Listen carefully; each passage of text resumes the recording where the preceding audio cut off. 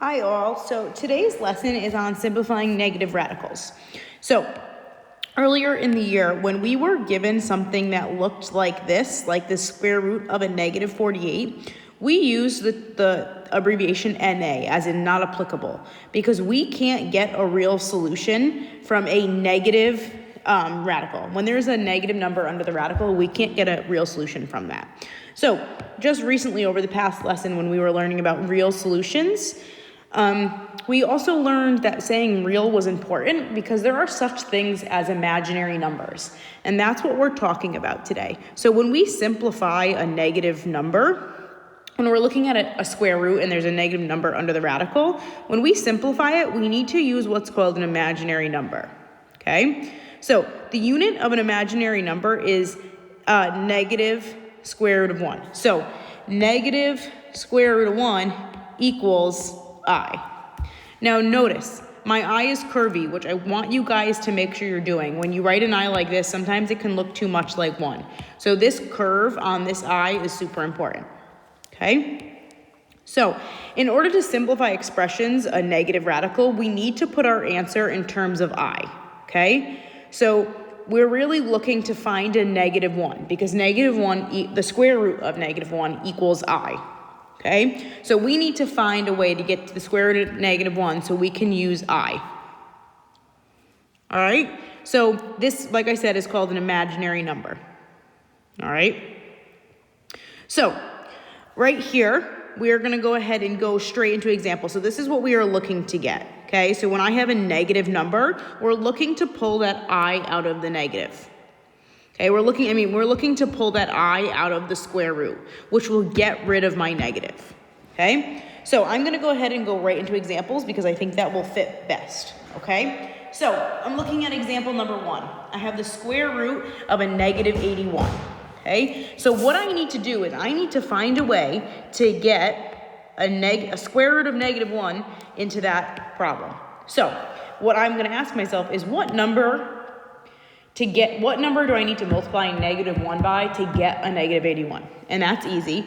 I need to multiply negative 1 times 81. Okay? And this gives me a square root of negative 1 because if we think about it, it's going to break down into negative 1 times the square root of 81. So that's my breakdown, right? So what's going to happen is now that I have a negative 1 here, the square root of negative 1 equals I, right?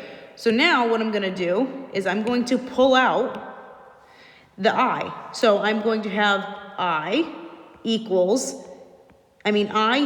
times negative 8 square root of 81, okay? Because the square root of negative 1 equals I, so I replace that with an I, okay? Now, now that I have a positive number under the radical, I can go ahead and take the square root. And we know that the square root of 81 is 9. So now I have I times 9.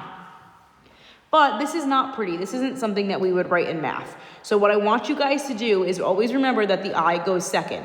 So now I have 9I. And this is my answer. Okay? So we're going to work like that. I'm not going to use as many steps as I did in that one in the following examples because I think it'll be a little less confusing, okay? So, same thing. The same step is always the same. I need to get a negative 1 under the radical. So what I'm going to do is I'm going to multiply by a negative 1 and a 48 to get me negative 48. Now, I know that because I have a negative 1 under here, under the radical, I can just pull out an I. Okay, and then I am left with the square root of a positive 48. Now, we have learned this multiple times, okay? We are just trying to simplify the square root of 48, all right?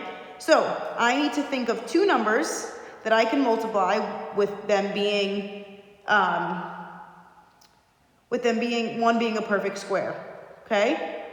So, what two numbers can I use that one is a perfect square and maybe look for the other one to be a prime number? So I'm going to keep my I here, and two numbers that I can use are 16 times 3. 16 times 3 is 48, and that 16 is a perfect square, so it's something that I want to use, okay? And then what I'm just going to do is break it down a step. So I, square root of 16 times the square root of 3. And then I'm going to break it down again. I have I, the square root of 16 is 4, okay? And the square root of 3 is as simplified as it can get, okay? So I'm going to keep that there. But, like I said in the first problem, this is not pretty, okay? My I always should come second. So I'm going to have 4I, the square root of 3, times the square root of 3. And this will be my end answer, okay? So we're going to do the same thing, but I am not going to have you guys, I'm just going to have you solve the square root of negative 27, okay? So pause this video and try and do it on your own, and then when you're ready, you can unpause it and listen to the answer, okay? All right, so now that you're back, we're going to go ahead and work through this. So first step, negative 1 times 27, okay? Now that I have negative 27, I have my negative 1 under the radical, and what that represents is I. So I'm going to pull an I out, and I just have the square root of 27. So, like I said, we already learned how to simplify square roots. The square root of 27, 27 is not a perfect square, so we need to find two numbers. And two numbers that multiply to give you 27 is 9 and 3. And in this case, 9 is a perfect square. So I'm going to just keep breaking it down so it's easiest for me. Now the square root of 9 is 3. So I have 3I times the square root of 3. And this would be my answer. Okay? So if you were to say erase all this, right? This is we've already learned this and we've gone over it many, many times, just simplifying a radical. So the only difference now is we are adding an I to the outside. Okay? All right, so we're going to go ahead and go on to the back. So we have a lot of examples here, okay? So what we're going to do is I will do a few with you guys and then on this video, and then you're going to go ahead and try and do the rest, okay? So for this first one, in your calculator, you can go ahead and see if 256 has a square root or if that's a perfect square, okay? But still, before you do that, I'm going to go ahead and break this down. So I have negative 1 times 256. Then I could, because I have this, I can pull my I out and I'm left with the square root of 256, okay? And I know, and you're going to do this in your calculator, that the square root of 256 is 16, okay? 256 is a perfect square. So my I times 16, and remember, I just want to write this in the right way, which is 16I, okay? All right, now I'm going to go ahead and pop over to the next one, okay? I am going to say, first step, negative 1 times 18. Because I have a negative 1 under the radical, that can pop out as I, and I'm left with a positive square root of 18. And two numbers that I could choose, with one being a perfect square that multiplies to give me 18, is the square root of 9 times the square root of 2, okay? I'm going to break it down as best as I can and fit it, okay? So I've broken it down, and now the square root of 9 is 3. My I always comes second, and I know that that square root of 2 is in its simplest form. So this is my answer, okay? All right, we're going to go ahead and do a few more together, okay? So for the square root of negative 90, the first thing I need to do is break it down. Negative 1 times 90. Now that I have a negative 1 under the radical, I can pull an I out and I have the square root of a positive 90. Two numbers that multiply to give me 90 with one being a perfect square are 9 and 10. Okay, so I have 9 times 10. Then my next step is just to break it down. I know I'm going a little bit quick here, but that step's pretty easy. Okay, and then finally, the square root of 9 is 3. I have my I, and I know that the square root of 10 cannot be simplified anymore, so this is my answer. Okay? All right, moving on to the next one, to the right. We have a square root of a negative 121. So, same thing, negative 1 times 121. Now that I have a negative 1 under the radical, I could pull my I out, and I'm left with the square root of a positive 121. Now, the square 121 is a perfect square, So my answer that's just gonna pop out is 11. So I am left with 11i. And that's my answer, okay? All right, I'm gonna do the last two with you, and then you can go ahead and do the rest on your own. So same thing here, same thing every single time. I have a -1 times 75.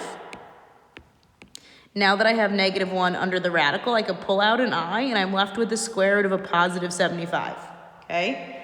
And two numbers that we need to multiply are 25 times 3. Now, 15 and 5 can fit into 75, but neither of those are perfect squares. So you really need to make sure you know your perfect squares and are dividing by them, okay? So now I'm left with I square root of 25 times the square root of 3. And the square root of 25 is 5, so I'm left with 5i square root of 3.